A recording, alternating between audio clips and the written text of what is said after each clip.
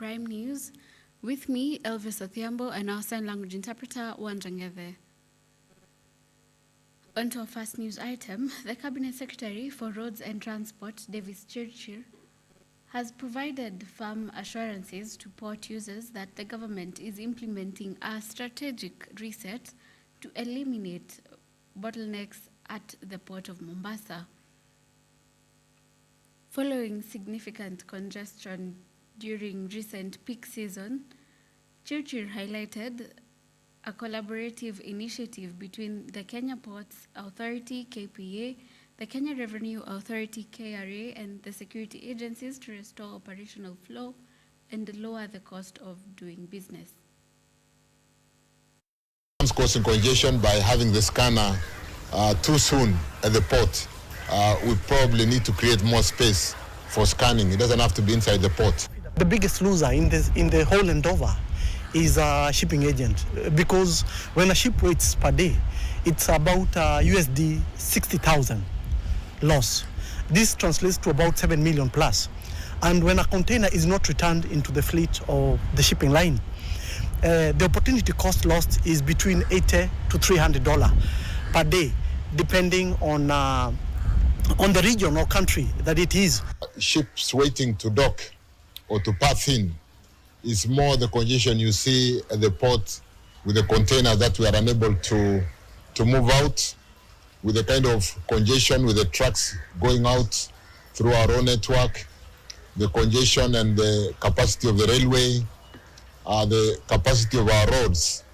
And those are the things we have talked about, and the interoperability of the various agencies at the port, KPA, KRA, and the railway.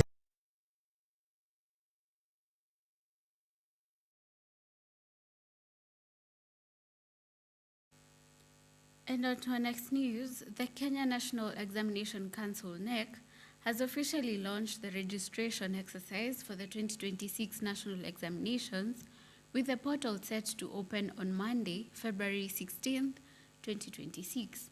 Education Cabinet Secretary Julius Ogamba and the NEC CEO, Dr. David Njagere, announced the timeliness during a briefing at New Mtihani House, noting that this cycle is expected to be the largest in Kenya's history, with a projected 3.7 million candidates. Ladies and gentlemen, it is now my singular honor to declare the 2026 National Assessments and Examination Candidates Registration Season officially open. We will have an opportunity in the month of April for parents to confirm, one, whether their children have been registered. When the children break for the April holidays, we will have completed the registration process. So any parent with a child in grade 6, grade 9, Form 4, or grade... For the affected professionals, that payment remains a priority. The Ministry, in collaboration with the National Treasury, is actively working to resolve the matter and expedite the release of the requisite funds within the shortest possible time.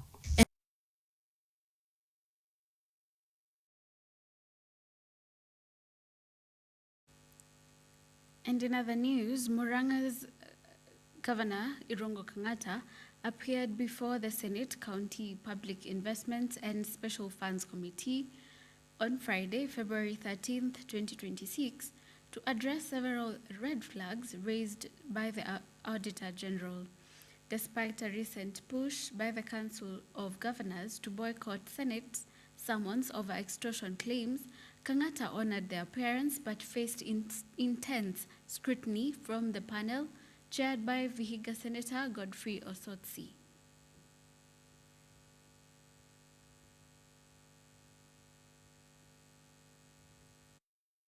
Well, sometimes monkey things happen in those inaccuracies. The circumstances the public missed out on quality medical services as a result of failure to equip and put the facilities into use. Yes, there might be some outstanding equipments there, but insofar as we are referring to the main building, it is now largely within Murang'a County. Chair, I am very worried about this particular service contract. However, the hospital has a second plant that is operational and is generating oxygen adequately to meet the hospital needs. June 2025, the hospital was still purchasing oxygen, and yet you are saying this plant can produce adequate oxygen.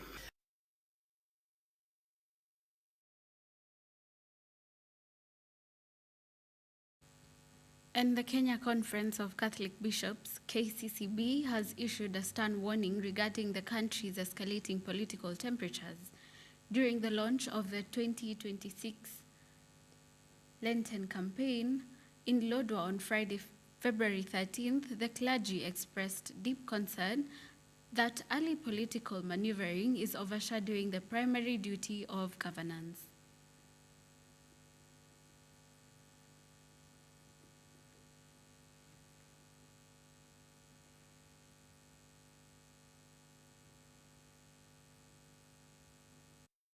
Exploitation of ethnic identities for political gain has led to violence and deep societal fractures. We have found that every Kenyan, regardless of ethnicity or political affiliation, deserves to be treated with the utmost dignity and respect.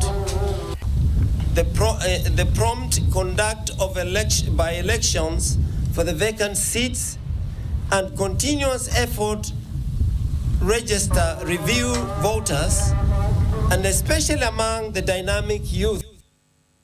And in other news, tensions with the Orange Democratic Movement, ODM, have reached a boiling point as party members accuse Nairobi Senator Edwin Sifuna of partnering with former Deputy President Rigathi Gachagua to destabilize the party.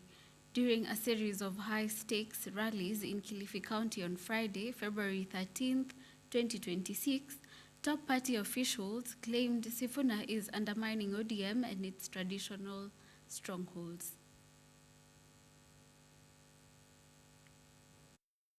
Wale watu ambao hawataki kusapoti chama na wanafanya ukora ndio waweze kusambaratisha chama iweze kuchukua mambo ya nidhamu ili chama ya ODM isimame imara vile baba aliiwacha. Nikiwa katibu mkuu, ninaelewa kwamba baba alituachia kazi nzito, kazi ambayo haihitaji mtu ambaye ni watermelon. Mnajua tikitiki maji?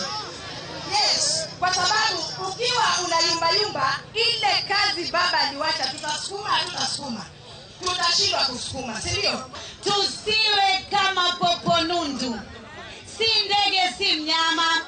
Sijui mchana ni ndege, usiku ni mnyama, mara niko chungwa, mara sijui niko kule. Tukuelewe vipi jamani? Kweli kwa hakika tunasema ya kwamba mtu ajitambulishe kwa tabia zake, na siku zote tabia ina dawa.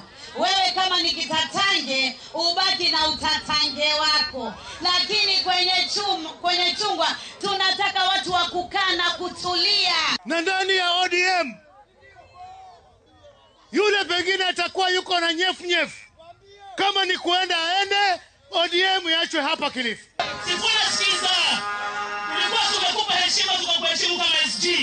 Time yako 18 umeingia saa hizi. Kazi imekushinda. Catherine Omanyo pale anaiweza. Wacha kufanya haya, kwa nini unaenda kotini? Wale ambao wanasema mambo ya shares, wale wa kabila, wale ambao hawajui kabila ndogo wanajua kabila kubwa peke yao, hao hatutazungumza nao. Wanakasumba ya kwamba chama ya ODM imetengenezwa na baba Raila Amolo Odinga ili ifanye kazi ya upinzani peke yake. Hiyo ni kazi ama ni kazi bure hiyo? Manifesto ya upande mwingine ni ukabila. Manifesto ya upande mwingine ni kusema ya kwa wewe sio shareholder.